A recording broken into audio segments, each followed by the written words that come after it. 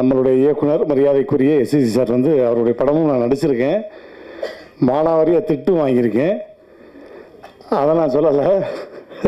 ஆனால் எவ்வளோ எனர்ஜெட்டிக்னு இவங்கெல்லாம் பார்த்தாங்க இல்லையா, அதே மாதிரி நான் அந்த படத்தில் பார்த்தா க்ரெயின் ஷாட்டு, ஜேசிபியிலேருந்து கீழே குதிக்கணும், கீழே ஃபுல்லாக மணல், நல்ல மொட்டை வெயில், அவர் வாட்டு உருன்னு ஏறி போகிறாருங்க.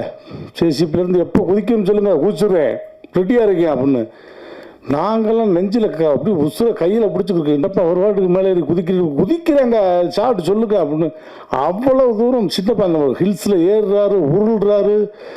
இவர் உருள்றதை பார்த்து எனக்கு என்ன பயம்னா, நம்மளே இதே மாதிரி உருளை விடுவாரோ, நம்மளே குதிக்க சொல்லுவாரோ அப்படின்னு நான் பயந்துக்கிட்டு இருக்கேன்.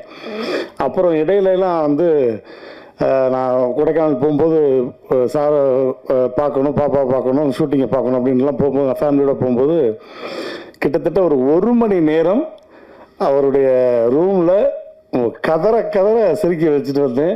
அது எனக்கு இன்னும் லைஃப்பில் மறக்கவே முடியாது.